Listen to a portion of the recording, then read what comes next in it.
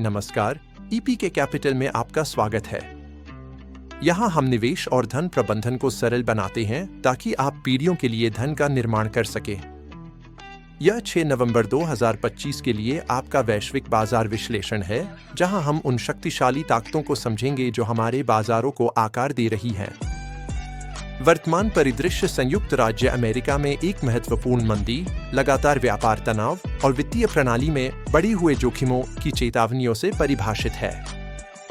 आज हम आपको आवश्यक संदर्भ देने के लिए अंतर्राष्ट्रीय मुद्रा कोष की हालिया रिपोर्टों के आंकड़ों में गहराई से गोता लगा रहे हैं। सबसे पहले आइए बड़ी तस्वीर देखें, एक मंदी और एक अस्थिर अर्थव्यवस्था। IMF की अक्टूबर 2025 की वर्ल्ड इकोनॉमिक आउटलुक रिपोर्ट वैश्विक अर्थव्यवस्था को अस्थिर और परिवर्तनशील बताती है। यह अस्थिरता व्यापार नीति प्राथमिकताओं के एक बड़े पुनर्गठन से प्रेरित है, विशेष रूप से संयुक्त राज्य अमेरिका की ओर से। सभी निवेशकों के लिए सबसे महत्वपूर्ण बात अमेरिकी अर्थव्यवस्था में मंदी का स्पष्ट संकेत है। IMF की रिपोर्ट बताती है कि साल की शुरुआत में मजबूत वृद्धि के बाद अमेरिकी अर्थव्यवस्था अब ठोस मंदी के संकेत दिखा रही है। जुलाई 2025 से अमेरिकी नौकरियों की रिपोर्ट उम्मीद से कहीं ज्यादा कमजोर रही है और अगस्त तक अमेरिकी बेरोजगारी दर 4.3% तक बढ़ गई थी। इस मंदी ने केंद्रीय बैंकों के लिए एक जटिल विचलन पैदा कर दिया है, जिससे फेडरल रिजर्व एक मुश्किल स्थिति में है। यह बाजार अनिश्चितता का एक प्राथमिक स्रोत है जिसे हम देख रहे हैं। यह धीमी होती मैक्रो तस्वीर हमें सीधे हमारे दूसरे विषय वित्तीय स्थिरता पर ले आती है। IMF की ग्लोबल फाइनेंशियल स्टेबिलिटी रिपोर्ट अक्टूबर 2025 में जारी हुई अपनी चेतावनी में स्पष्ट थी कि वित्तीय स्थिरता के जोखिम ऊंचे बने हुए हैं। फंड की दो मुख्य चिंताएं हैं, ऊंचे परिसंपत्ति मूल्यांकन और सॉवरेन बॉन्ड पर दबाव। IMF ऊंची संपत्ति की कीमतों और धीमी होती आर्थिक हकीकत के बीच तालमेल की कमी की चेतावनी देता है। इससे पता चलता है कि कुछ प्रमुख बाजारों की कीमतें विकास के उस स्तर के लिए निर्धारित की गई हैं जो शायद अमल में न आए, जिससे झटकों के प्रति संवेदनशीलता पैदा हो रही है। रिपोर्ट सॉवरेन बॉन्ड बाजारों में बढ़ते दबाव को भी चिन्हित करती है, क्योंकि उच्च सरकारी ऋण स्तरों को प्रबंधित करना कठिन हो जाता है। आपके लिए इसका मतलब है कि बाजार की नींव को कम स्थिर माना जा रहा है और ऊंचे आस्तियों पर सुधार का जोखिम अधिक है। हालांकि पिछले 24 घंटों में कोई बड़ी राजनीतिक टिप्पणी नहीं हुई है, लेकिन बाजार अभी भी उच्च भू-राजनीतिक और व्यापार तनाव के ढांचे के भीतर काम कर रहा है। 2025 की आर्थिक कहानी पर व्यापार नीति हावी रही है।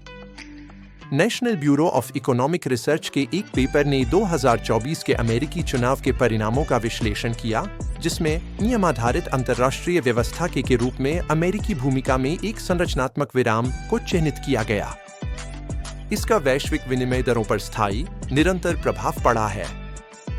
यूरोपीय संसद के एक अध्ययन ने चेतावनी दी कि अमेरिकी व्यापार प्रतिबंध चीनी निर्यात को यूरोप की ओर मोड़ सकते हैं, जिससे प्रतिस्पर्धा तेज हो सकती है।